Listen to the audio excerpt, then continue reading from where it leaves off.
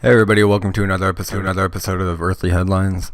Today we're going to talk about some mythical rivers, specifically rivers from the Rig Veda, from the Vedic traditions, and the Harappan civilization.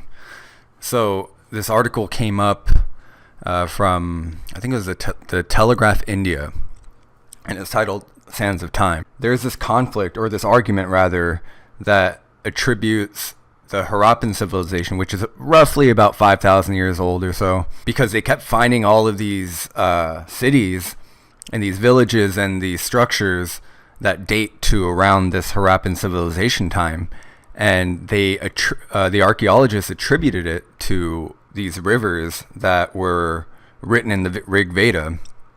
They believe that these rivers came from the glaciers of the Himalayas, the ice from the Himalayas, and also some monsoon rains here and there. But for the most part, these people lived off the rivers. That was the main point that they had, and for a long time, since the 1920s, since they unearthed the Indus Valley civilization, which, by the way, gets its name from the Indus River, which is one of the main rivers, the Vedic rivers spoken about in the Rig Veda. But there's this other river that no longer exist today, called the Sarasvati River, which is now believed to have, not only did it exist, but today there are two rivers that were at one point joined together that made up the Sarasvati, which is the Gagar River, and I forget what the other one was, but it's in this article once I get to it. So anyway, this researcher, her name is Aditi Dave, I think that's how you say her last name, Dave. She spotted snapshots of prehistory in sand grains embedded in blocks of mud called paleo channels, which is basically the dried up routes of ancient rivers. So she went to one of these dried up parts that's allegedly the remains of the Sarasvati River, which, by the way, is named after one of the deities in the Rig Veda, I believe. What she did with her PRL, the researchers from the PRL, she applied dating techniques to determine when those grains had been deposited in the channel. So if she's able to find out the exact time that the grains were in the channel, then she'll be able to find out exactly when this river dried up exactly, and when the Sarasvati theoretically stopped existing. And if she could find that, then she could make the case that the Indus Valley civilization or the Harappan civilization, which was only, again, according to mainstream science, was established 5,000 years ago, that they weren't entirely based off of rivers. They must have had some sort of technique or some sort of other means to not only have access to fresh water, but to create a giant civilization from these without relying solely on rivers. And then there's even that, I won't get too much into this, but there's a lot of dispute whether the Sarasvati and all these other Rig Vedic rivers actually existed during this time. And it's even further contended by the fact that they think those rivers dried up way back in the remote past, like we're talking 50,000 years ago. So if that's true, then the Harappan civilization must have rose up and came to prominence using different means in terms of finding water and their farming techniques. And the reason why this is important is because we need to figure out, okay, if this is not how the Harappans came to prominence, then how did they? And also, who was there when the Sarasvati, assuming the Sarasvati at one point was a real great river, who was there to write that down and base all of this, these Vedic texts on that river? Because the Vedas themselves are shrouded in mystery, and they don't even think that it originated with the Harappan civilization. Initially they did, but now, upon closer inspection, there's a lot of people who are changing their minds about that. So we'll get into that in a second. So her findings challenge a long-entrenched idea that settlements of the ancient Harappan civilization were clustered exclusively along the mighty Himalayan rivers.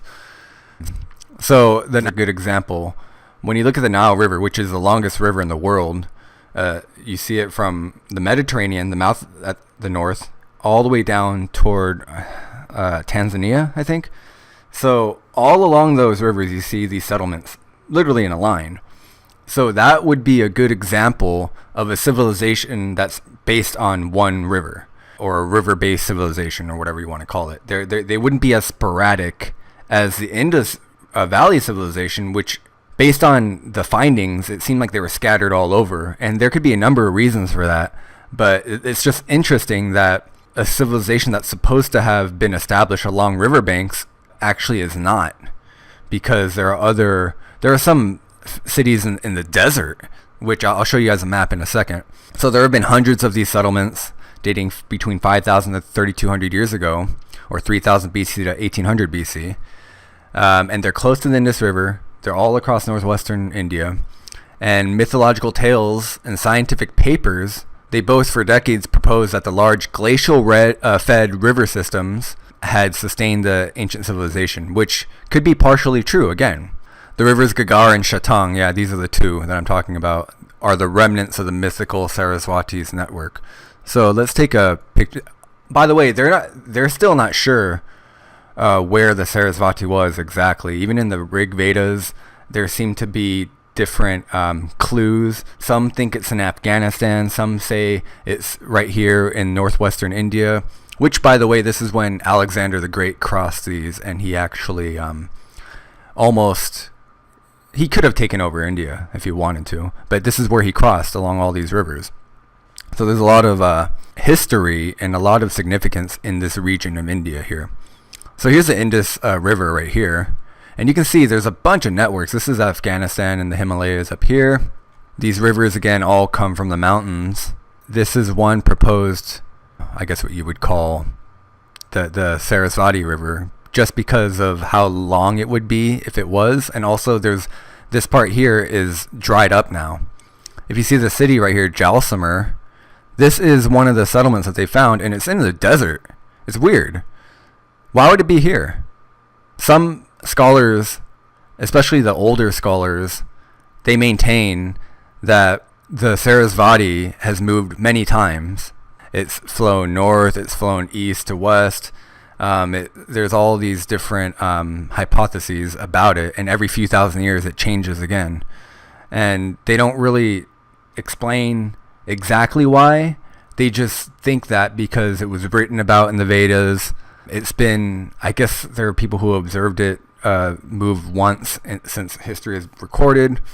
But again, a lot of it is hearsay because they think the Sarasvati is up here. There's another one.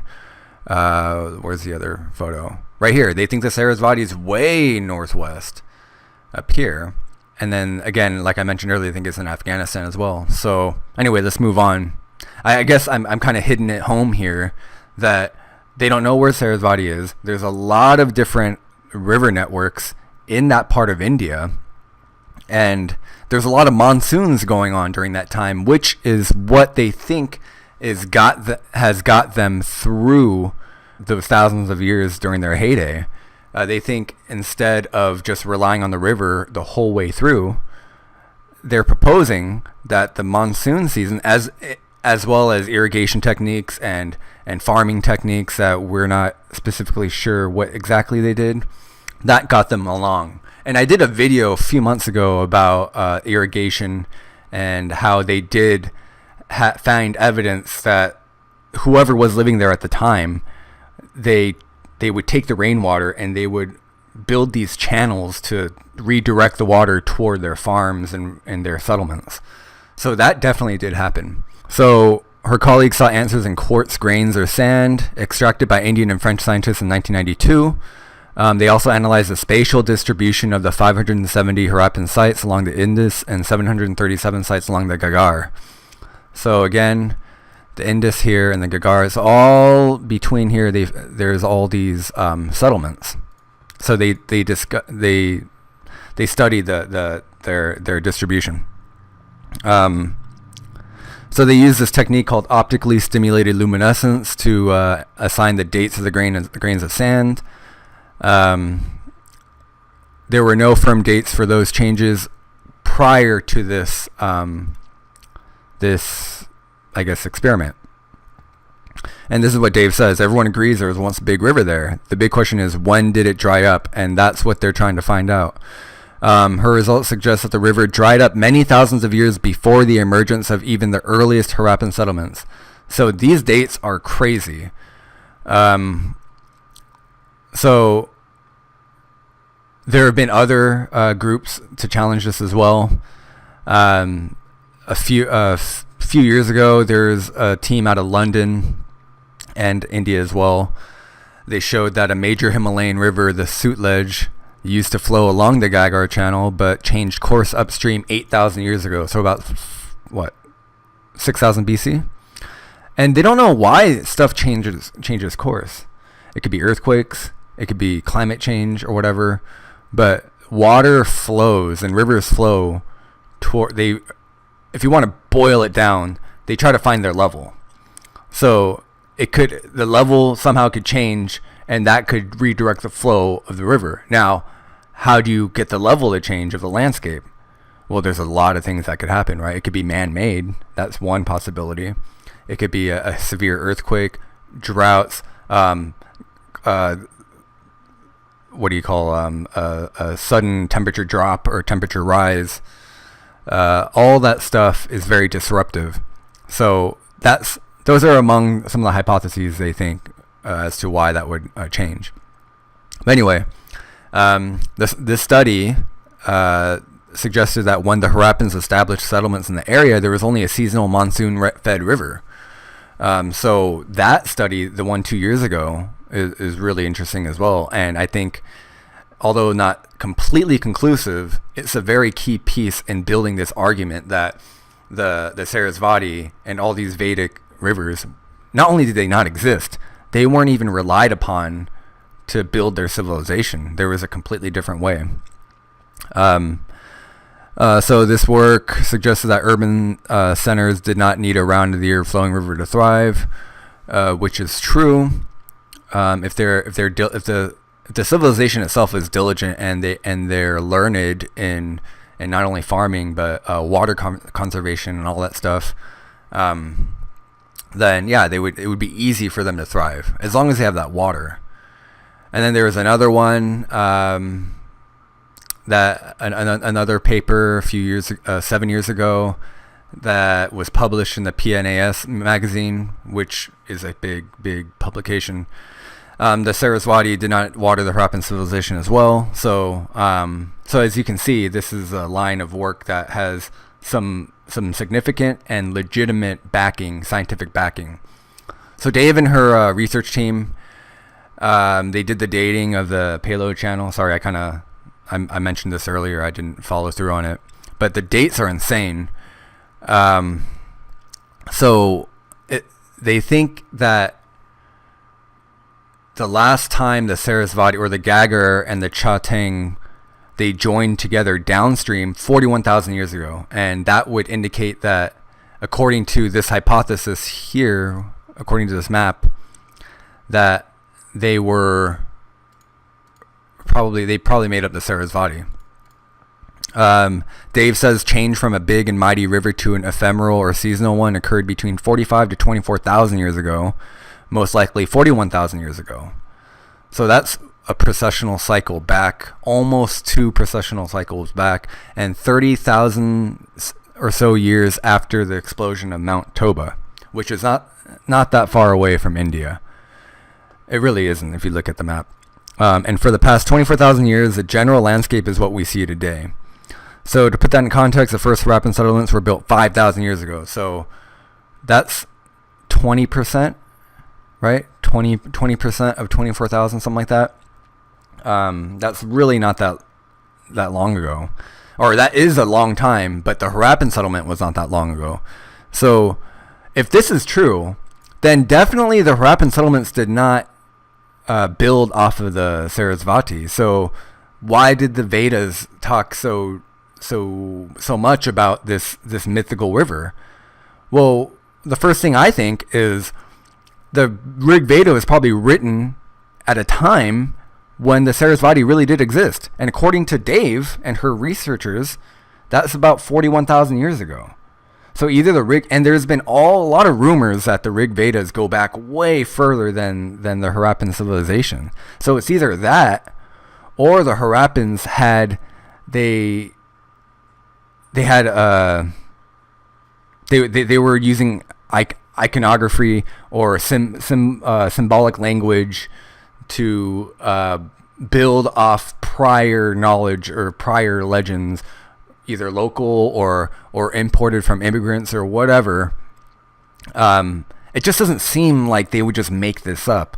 So combining those two, or all those clues, makes me think that the Vedas, not only are they an ancient text that a lot of people initially suggested and they felt was a really, really ancient text, but it came from prehistory. Now, how do you reconcile that? I don't know. That's of course, this is all speculation, but it seems to be pointing in that direction. Their analysis of the distribution of the settlements along the Gagar does not reveal a uniform along the river pattern. That's another clue. Why would they be scattered if they were based on a river? It would be more like the Nile Valley in the ancient Egyptian civilization. It wouldn't be a scattered thing like it is here. The positions of the settlements change over time, more widely distributed during the early Harappan phase, but concentrated around the confluence of tributaries or northward near the source of the rivers during the mature and late Harappan phase, indicating a preference for setting up settlements near sources of water. So either the rivers kept changing within that short amount of time.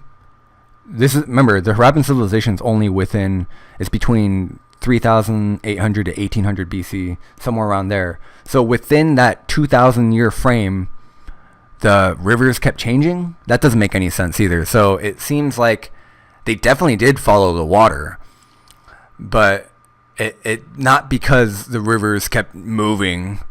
It was more like some parts of the river dried up and some didn't. And remember, this is a monsoon swampy area, so monsoons tend to bring a lot of rain, but they also tend to dry a lot of stuff out. And so because of that, you would, just using your imagination, they would probably move toward the more moist parts of the region. So that's probably why the distribution is a little bit uneven. So Dave believes factors other than the river influenced the decision of where to establish settlements. Harappans likely relied on groundwater, water harvesting, and followed sustainable farming under a limited and seasonal supply of water, and also the monsoon rains. So, of course, it doesn't settle the debate. It adds a lot of wrinkles to an already existing debate that frankly is not talked about enough, especially in the West. I mean, when I say West, I mean in America anyway. No one really talks about the Harappan civilization unless they want to talk about aliens or the Rig Vedas as some sort of story that tells that tells about a legend of once upon a time some alien came down to Earth, and and then all the stories in the Rig Veda unfolds. So anyway, I don't know what to make of, I don't have any conclusions, but this does throw a monkey wrench into the mainstream view. And that's the problem that I have. They come up with the conclusion, I'm talking about the entrenched conclusion, that the Harappan civilization just lived off of this river, and then boom, case closed, end of story, don't need to investigate further. That's immediately a red flag for me. And they started saying that back in the 20s. So I don't know. I think that the Harappan settlements probably descend from something a lot older that's yet to be unearthed. And the reason why I think that is because of sites like Göbekli Tepe and the pyramids and the Sphinx and a bunch of other megalithic sites that existed prior to the Harappan settlement. But it seems like this would be an ideal place to start a civilization because, look at all the rivers here. And then I don't think it's not that far. I don't think it's a coincidence that there were Denisovans and other cousins of Homo sapiens living around this area as well. So they might have, their legends might actually, when traced back long enough, might have some nuggets of truth there. So anyway, let me know what you guys think about the Rig Veda, about this region, about the Harappan civilization, about all the rivers, and what you guys know about the Vedic rivers as well. And I'll see you guys next time.